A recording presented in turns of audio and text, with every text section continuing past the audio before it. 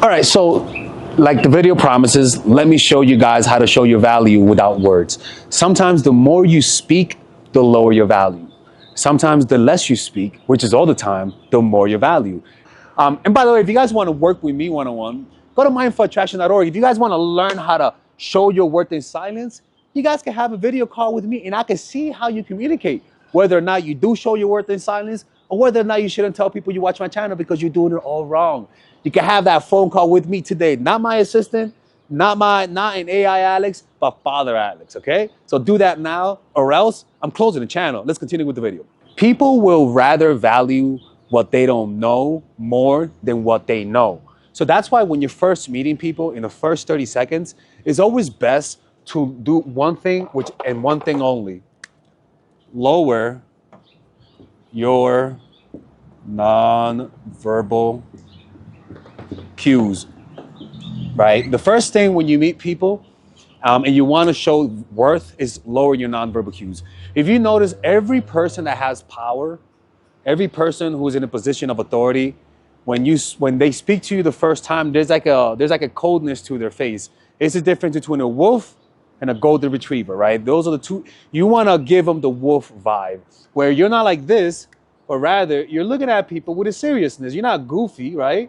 But there's like a seriousness to you. Well, okay, see, now that's a fucking serial killer right there. But there's like a relaxation, like a sternness, professionalism. Because usually when you don't lower your nonverbal cues, you give off the energy of nervousness. You give off the energy there's something wrong with you, and also you give off the energy that you want something from them. So that's why it's better when you're interacting with people and you're giving that first impression. It's always better to just be chilled, be as great as possible. If you try to be interesting, if you try to be cool, if you try to be the best person, the smartest person, try to show off with your words, that's going to backfire because it's going to show insecurity. So lower your nonverbal cues. And you'll notice that whenever you meet someone and you really want their validation, or better yet, if you notice, whenever you feel low value, you actually start showing a lot of nonverbal cues. If you notice, when you ask things for people, like one of the things I notice that when I ask things, I notice my nonverbal cues become more intense. Like, hey, can I ask you a favor? Hey, señor, por favor. Hey, like that's a sign of like, hey, can you give me something? As opposed to, hey, can I ask you for a favor? That seems more grounded. And the thing is that people don't want to give things to people who feel needy. That's the thing. So just lower your nonverbal cues. And I say this because, again, I've met people, obviously, and usually the ones that give me a weird vibe are the ones with a lot of nonverbal cues. Just lower it. It communicates that from me, I don't want nothing from you. You gotta understand, a lot of expressions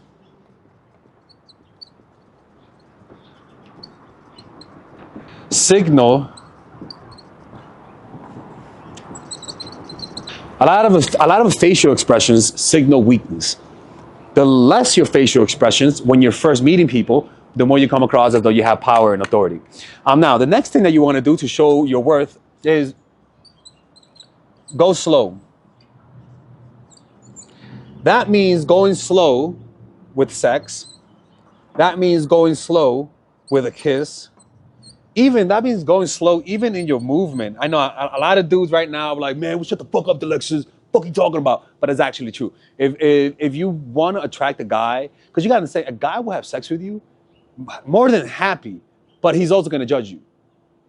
So even though he might want to sex early, or he might get frustrated at the fact that you don't kiss him early, he's going to respect you. Because like I always talk about, men are sexual hypocrites.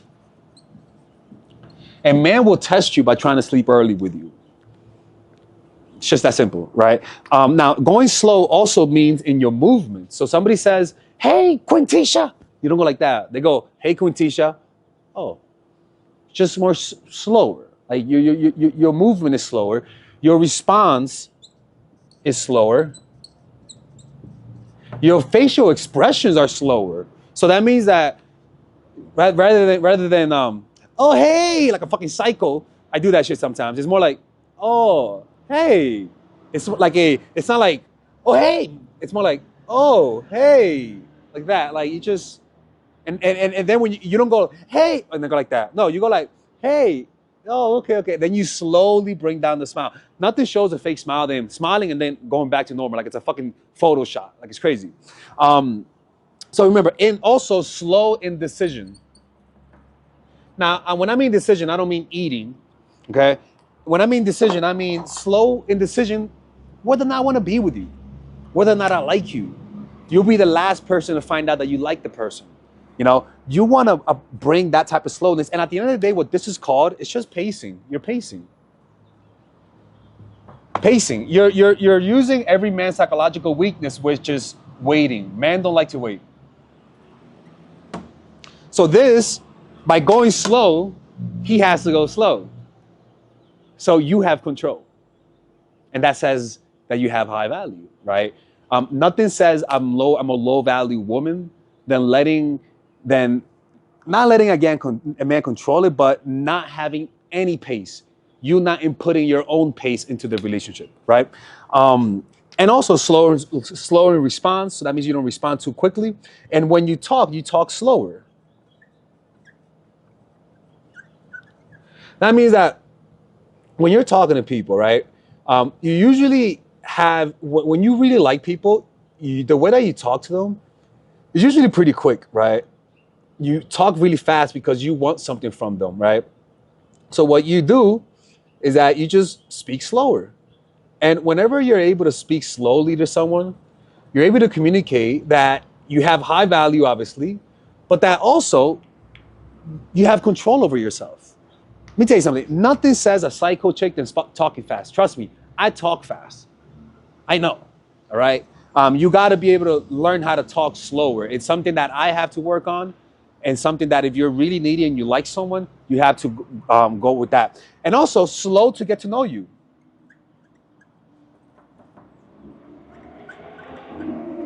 Stop revealing everything about you. Go slow. You know, I can easily tell someone everything that I do in the first day, but I like to keep a surprise to people. You know, tell them this part about yourself, this much, that part, that part. It's like a scavenger hunt. Nothing wrong with that. It's not manipulative, but it shows that you're not eager to impress, right? The next one is moving less. Now, when I say move less, I don't mean move slow. I just mean move less. That means when you're talking, find a way to be as still as possible. Now, I don't want you to be a fucking mummy, right? Just move less. What you'll notice is that you have twitchiness. There's twitchiness that you're not aware of. When I tell you to move less, if you do it, you'll notice that you want to move more. That tells you that you have what they call excessive movement. It might be because of ADHD, might be a lot of things, but the point is that actually self-sabotages you, and that makes a guy question your worth. Like he's like, okay, this chick is really, really like fucking nervous, right? And that causes a guy to say, you know what, she's nervous. Let me test her. Let me see if she's really needy. Let me pull away a little bit. And this type of twitchiness, where you can't control your involuntary movement because of nervous tension, causes people to test you without even knowing it. And because you don't know that you have twitchiness, because you don't know that you move too much, then you don't know why men treat you that way. You know, twitchiness lowers your value. Understand? Like, I'm not saying not to be yourself, right? Like, I'm saying in the beginning, like in the first 30 seconds, work on this. Over time, whatever might seem low value becomes adorable. That's what love does. It hides your flaws. It's like your own propaganda machine, right? Now the next thing is keep your eyes steady. One of the things that happens when you're really nervous is that your eyes move a lot.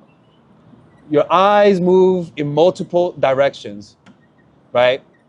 And moving the eyes in multiple directions indicates nervousness. And one of the things is that whenever you're talking to someone, if you don't maintain strong eye contact, you're communicating uncertainty. That's just how it is. You want to maintain strong eye contact, not like a fucking predator, but stop looking around so much. Maintain your eye contact where that person is, and from time to time deviate. You'd be surprised that whenever you don't feel confident, you do this a lot. It's something unconscious. Just maintain strong eye contact. Girls and women who don't maintain strong eye contact communicate insecurity. Whether or not is right or wrong, I don't know. But it's just the impression humans are wired to respect people who make eye contact. The only ones that don't make eye contact are people below us, children, and people who are afraid of us. And you sort of subconsciously communicate, I'm below you, by not making eye contact, because all across the world, not making eye contact is a sign of submission, even with dogs, right? And the next one is communicate without words.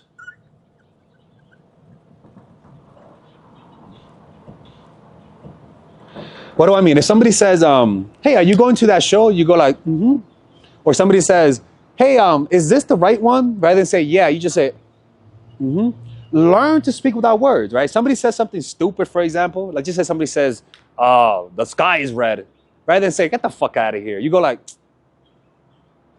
like speaking, responding without words is a skill that you learn to master, right? Somebody says, hey, what do you think of that? I go like, that says a lot more, because people don't really need to work hard when they hear your words. They could just assume what you meant and project their own thoughts. But when you give them an abstract response, like a response that requires them to interpret, it's almost like an open-ended question versus a multiple choice question, right? You're giving them an open-ended question, and whenever people have to work a little bit harder to interpret you, it's actually more fun.